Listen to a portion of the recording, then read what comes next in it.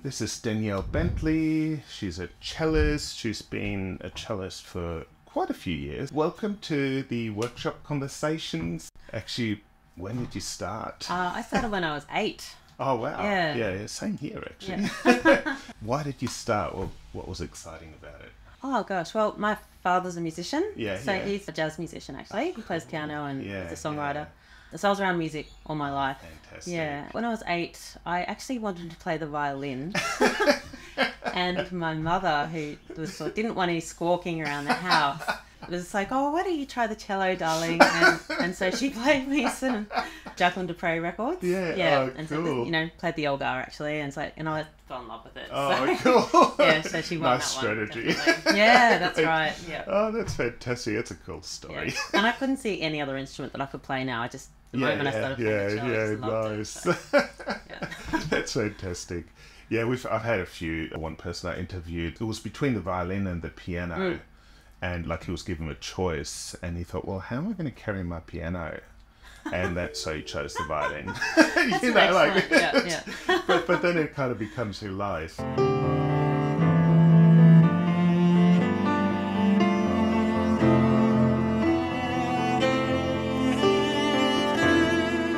Hi, I'm Danielle Bentley, and I'd like to invite you to Unmapped Music's 4 nights of real-time music creation.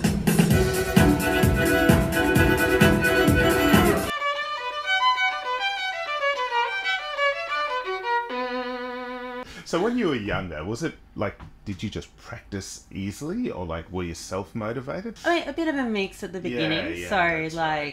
From sort of 8 till 12, I love playing, but sometimes definitely my parents were because we grew up in the Mount Nebo, so I was running around, in the forest. Come back in and do some practice, But that's right. When I was 12, I just remember this moment. My father said, "Oh, have you ever considered being a musician?" Yes, and I thought, "Oh, actually, that's a really good idea." Great. And from then I became much more self-motivated. So I just decided I really wanted. That's what I wanted to do. So that really changed. That at that point, your practice and everything really changed. Yes. And kind of more goal-driven. Yeah. Definitely. Yeah. Fantastic. Yeah. And what kind of music did you like playing, when you were younger, and now?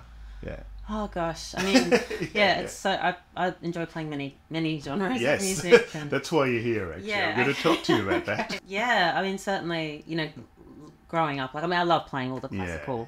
The classical music. I really love classical music. Yes. So my mum played a lot of classical music. Oh, cool. So I grew up with jazz and classical. Yeah, fantastic. That really great. My thing to start with. What kind of instrument did your dad play? Just out of interest. Oh, his piano. Oh, cool. Yeah. Oh, it's a good combination too. Yeah.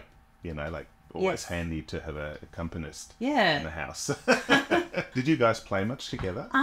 We do, more so as time's gone on, because I mean, actually he's not classically trained, so he's an amazing improviser and jazz musician. So love so pure, it feels just like a prayer. He's not a reader so much. Yes, he's an improviser. That's right. Yes. Yeah. But we've found ways to make that work. I've learned to improvise more as time goes on, and So you had to learn improvisation. It didn't sort of come naturally when you were young. I've improvised. I guess I've always improvised a bit freely, But I still am not a versant jazz improviser. I'm more of a free improviser, or just basic sort of fantastic. Basic harmonies. Yeah, that's great. Because I just love creating music on the spot. Exactly. It's challenging because you really got to know your instrument. Yeah. I was not as motivated as you to practice, so it's a little bit harder for me. Yeah. But it's fun.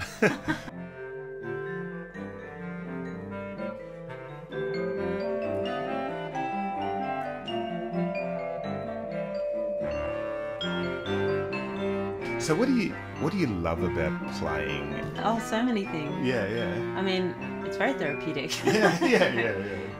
It definitely relaxes me, for sure. I mean, but it depends what I'm doing. If I'm learning some really challenging music, then it's all about focus and patience. Yeah, that's right. It doesn't necessarily relax you. Yeah, exactly. And determination, and that can be challenging. That's right. But then so satisfying when you get it right. So I really love that aspect of it. Cool. Playing etudes and studies and more difficult repertoire, but then I also just, sometimes it's just really nice just to, you know, let go. And Yes, yeah, exactly, or improvise, yeah, or just yeah. pick up some like beautiful music and just play through it, you know, just play it on the day. Hallowed be thy name.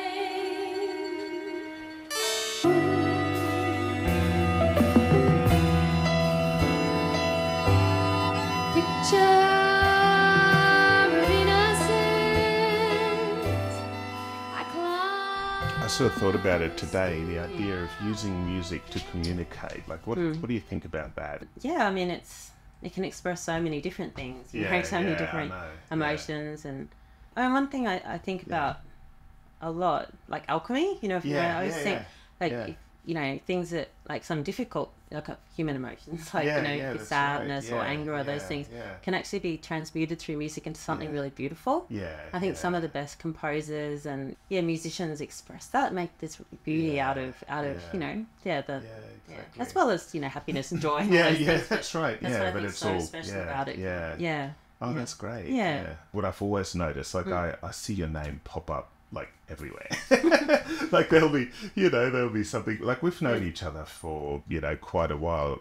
We did work for you while you were at university, is that right? I think for this. So it's been a few years, And I just kind of love that, how versatile you are. You see all, you know, like there's like clips with you playing in jazz groups, in modern, you know, more popular kind of groups, in experimental modern music, classical, pub choir, and things like that.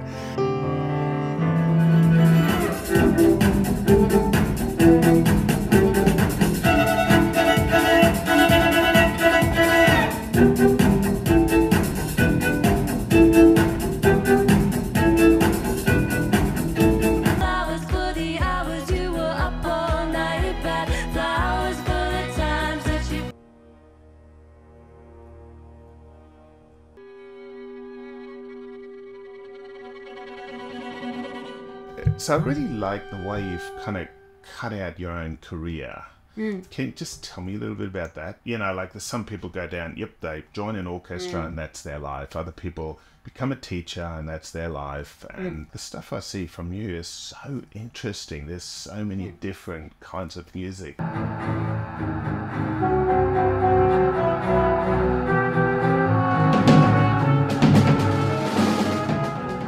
I always wanted to be doing lots of things. You know, I never, you know, like had that, you know, some people like they just, you know, that's what they want to do, is be in an orchestra. Yes, that's you know, it. Whereas for me, it's always been about variety. That keeps me interested and excited. And it's really interesting too to see, because you get different audiences for all these different types of music. That's right. So from that perspective, just seeing how people get different things from different types of experiences, I find that really fascinating. Oh, that's awesome. You know? And I guess it also keeps it really interesting, because like if you're interested in quite a few different things, you're always challenged. Exactly, that's right. So I'm always learning new things. If I'm not learning something new, I start getting a bit, you know, So, that's great. So particularly, really, I mean, I do a lot of the commercial work, like you say.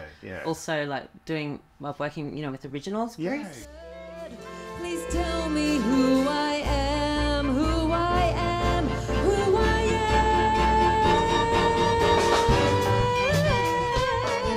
And there's the income side too, isn't there? There is, you have of course. to make a living. Yeah, that's right. The portfolio career.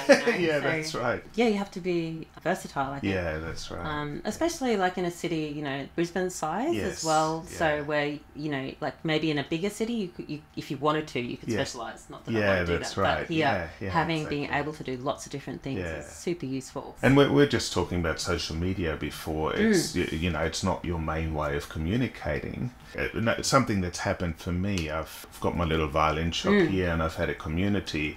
But since my YouTube channel became more well known, I've actually got a community all around the world of players and makers that kind of watch what I do. Yeah. So that kind of crosses barriers. But without that, you're kind of creating this really within your local community. You're creating this really interesting portfolio of music. Yeah, and you know, I'm all for social media, and I definitely exist in social media. Yeah, that's right.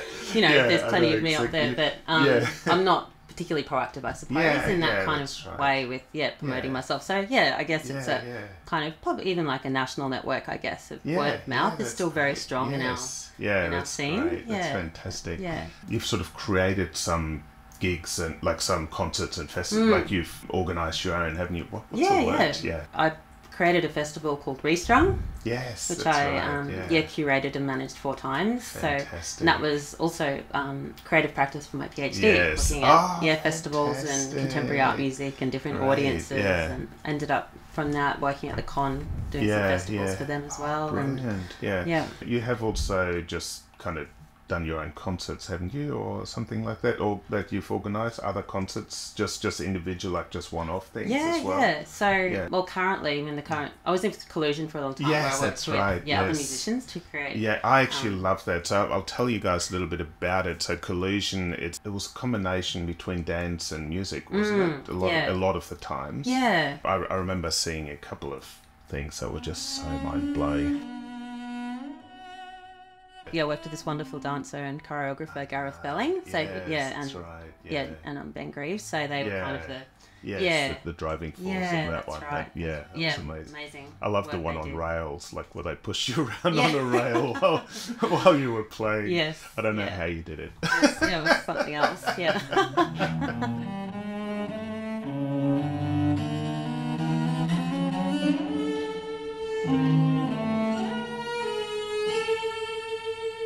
What about teaching? Do you like teaching, or? No, I enjoy teaching. I've taken on more teaching since COVID, actually, and so now I've got a pretty full studio, and I really enjoy it. Yeah. So I've got a range of students again, like the variety's good. So I've got from very small to elderly. Yeah, that's great. But also, you are so across the different types of music. You know, like I think that's really good for a teacher because not all kids are going to come in loving classical music. Yeah, absolutely. So do you have like little techniques that, like, do you work out what people like and go with that, or what? Look, I mainly stick to classical. But depending, there are some students where I get them to bring in their own pieces and but using always like classical training because that's what I've got. So that's definitely I actually think it's really good grounding as well. Like if you have that training, you can just move into all these different genres anyway. I've always would like to teach improvisation, so it's not something that I have students really come in from me, but that's I'm very open. I'd love to do that'll be something too. It would be interesting, Oh, fun, that'd be really good.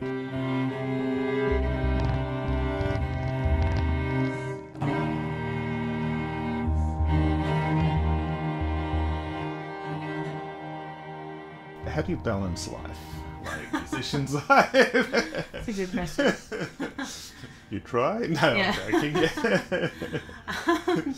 In your perfect world. In my perfect world, I mean, I guess that can be the tricky side of doing so many different things and having to be in so many different headspaces.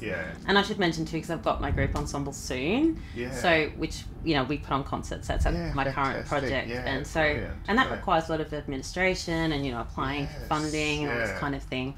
And then of course there's my 20-odd students, and then that's right. Usually doing a few different concerts or each week as well. Wow.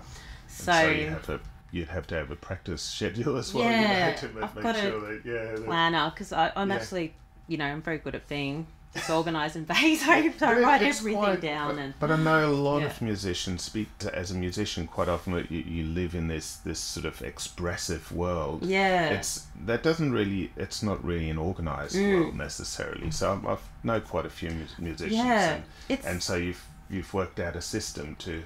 Well, it's I guess it's a system of chaos because every day is different. Like it's and also.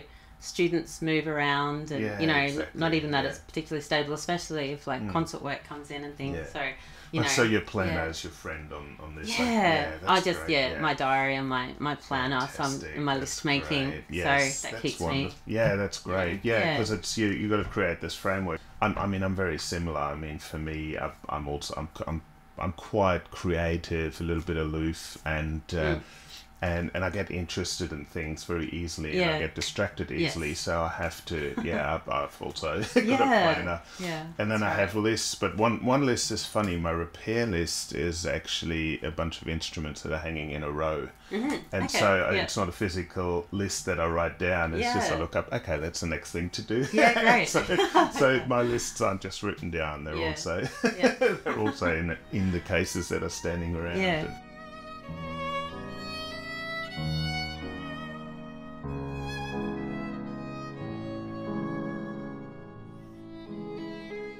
Oh, tell me about your cellos. So you've got different cellos. How many do you have? I actually have 4. Okay, only fantastic. 3 work. Okay, great. Yeah. Tell me about the 3 that work.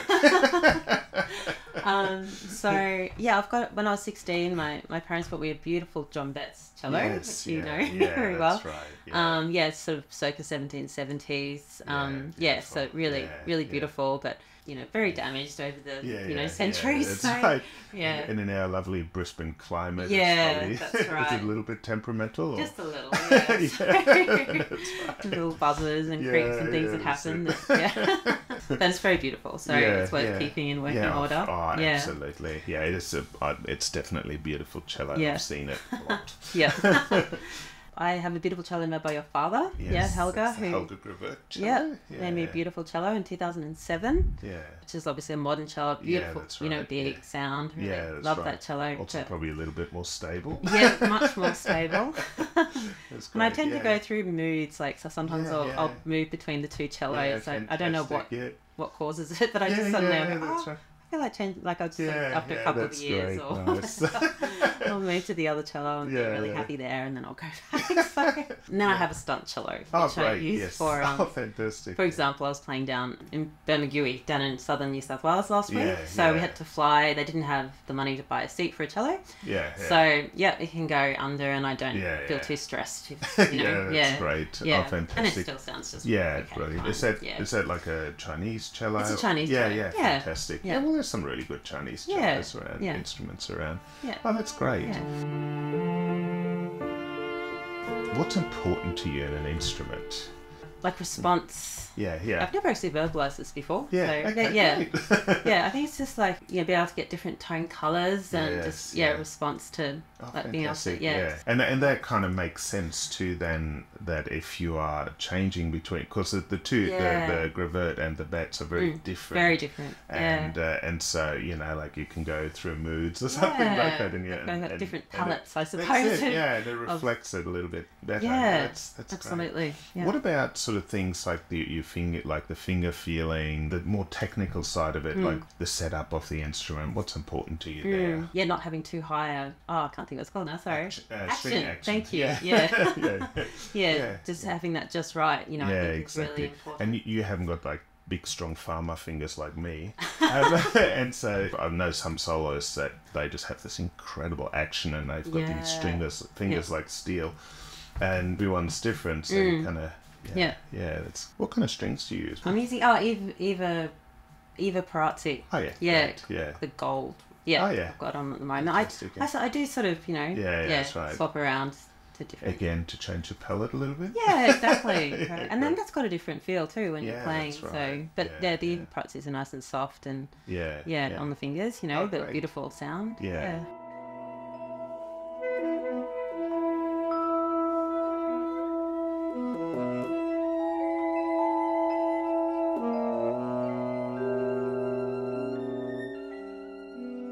So what's important? Do you take an active role in sort of supporting in the kind of instrument they should have? And are there certain sort of givens, like where you say to your students, you can't come in with that kind of thing?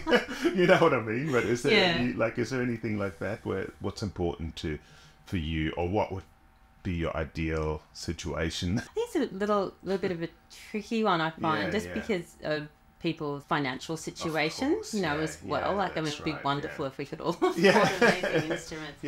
But I think, always, depending on what they come in with, making sure that, just strongly suggesting that they, get some good strings, and also bow. I find just those the bows that they often have are just dreadful, and that makes a really big difference, and a lot of people don't understand, I think, the importance of bows. Yeah. What about the setup? Do you like keep a little eye, like if they're not set up so well, do you kind of keep a little bit of an eye on that as well? Yeah, just the basics, like I'm not a big expert, I suppose. No, on that's it, right. Yeah. Make sure, like, often, if the bridges are a little off, or it's a tough one actually for a lot of teachers. Like, I occasionally do talks at the universities. It only happens maybe every 5 years or so not everyone gets that. But instrument care and instrument knowledge isn't really taught. It's in the universities. So I'm sometimes really surprised. Like, I'll get professional players that have played for 20-30 years and there's some basics where I think, you should really know that. And so in my channel, I actually try and really make sure to teach a lot of those things as well. I need to know more. Like, you've made me realise that's something I should know more about. So definitely, So I actually see the difference in people's playing. Sometimes someone will buy an instrument and didn't get the perfect setup, just the way it came out of the factory or something like that, and they're struggling all their life.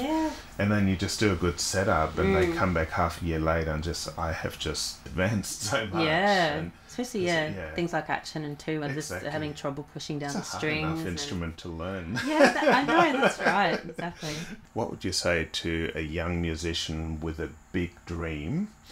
I think really, it's about being versatile. And if you want to take that path, then you're probably and hopefully someone with a really open mind. Who is really interested in all types of music.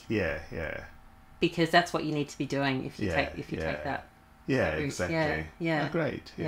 No, it's something, like I said, it's something I've always really admired about you, like the way you've created your career, and your name just pops up everywhere in the most totally unique and different situations. So I love the pub choir one.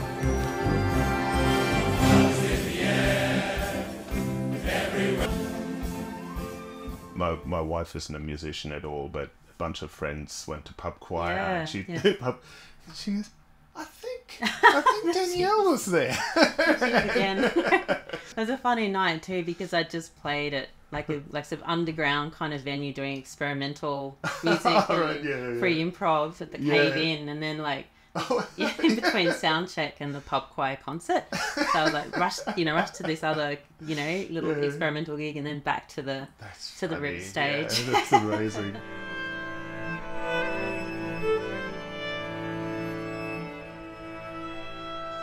Do you have any advice to young players wanting to make music a career?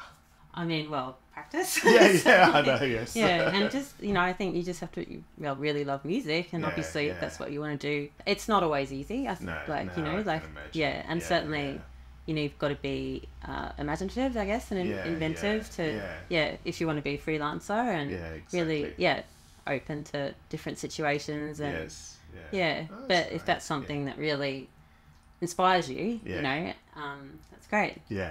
What if because sometimes you kind of have to think on your feet, because you're so versatile, you probably sometimes don't have as much time to spend on a project as you'd like to. How do you get the most out of your practice time? I guess sort of honing in, just like studying the score, listening. I think it's really important to listen to if you have that, if it's possible, to listen to recording and follow along, and just sort of honing in on those bits which are going to be challenging or tricky, exactly. And being really good, getting really good at them. I talked to actually I don't know if you've heard of the violinist Nemanja Radulovic. He's a Serbian violinist that lives in France, which is really very good. He played with the Queensland Symphony Orchestra.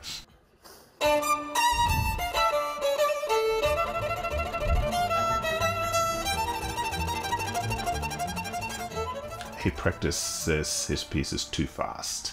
Like the challenging ones, he practices them too fast. So then when it comes to the concert, he's slowing it down a little bit, and he can put the musicality into it. I just kind of like that. That's something I do as well. It's really good to get it faster than it needs to be, because then it feels, kind of comfortable at that. And then likewise with slow pieces, if you play them really slowly, because the bow control required is so much more that when you that's bring it up a right, little, yeah. you know, a little up, then it's, Yeah, exactly. And there's so more much freedom. so much opportunity for emotion as well. Mm. It's like, Yeah. Jesus. Yeah, I'm a big fan of slow practice. So. Yeah. Oh, great. Yeah, I do a lot of slow practice. Yeah. Yeah. Oh, fantastic. Yeah. I like to make little, like, my own little exercises out of Yes. the music. So, Yeah, like, you know, yeah. just creating little loops or playing things backwards. I love Yeah, to, yeah. like, you know, that's if you've great. got tricky, Yeah, like, you know, yeah. scalic passages or something, Yeah, that's to right. do it backwards My and teacher forwards used to make me practice with different rhythms as well. So Yes, yeah, all those things, yeah. Yeah, and it just makes it more interesting, Yeah, rather than yeah, just so you don't exactly. get stuck in the kind of just playing things through and going, I don't know what to do with this. And do you have any sort of exciting plans in the next little while? Any projects that you're doing? Gosh, I'm working a bit with Yorinda at the moment. I played with them last night, which is Fred Leone. He's an amazing Indigenous songman. So yeah, it's string quartet and like electronics and double bass, piano, drums. It's amazing, beautiful. Yeah. What's his instrument? Uh, Oh, I see a composer. He sings and he sings. yeah, he plays Fantastic. some didge and Oh, some other fantastic. Indigenous Yeah. instruments. Oh, yeah, wonderful. so I've Yeah, been doing yeah. a bit of that. It works so beautifully, like with the like I've played a group of people. There was someone played a didgeridoo and shakuhachi and violin, and just work. You know, you have instruments from different continents, and you put them together. Yeah. And you just create something really beautiful. Exactly. Yeah, Yeah, yeah. This is very much like that. And it's a beautiful Yeah. project. Oh, that's amazing. In terms of my projects, Ensemble Soon just recorded an album, so we're more on the great. experimental sort of Yeah, fantastic. music. That's Yeah. exciting.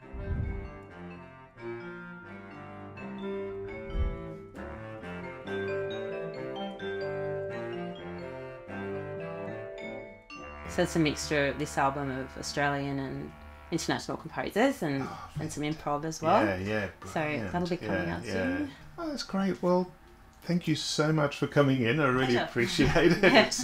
It's always about trying to really help players with their own journey, and it's always great to hear different stories, and I think yours is a really unique one, and it's great. I've always found it really inspiring, so thank you very Thanks for much. having me, Yeah, no worries at all.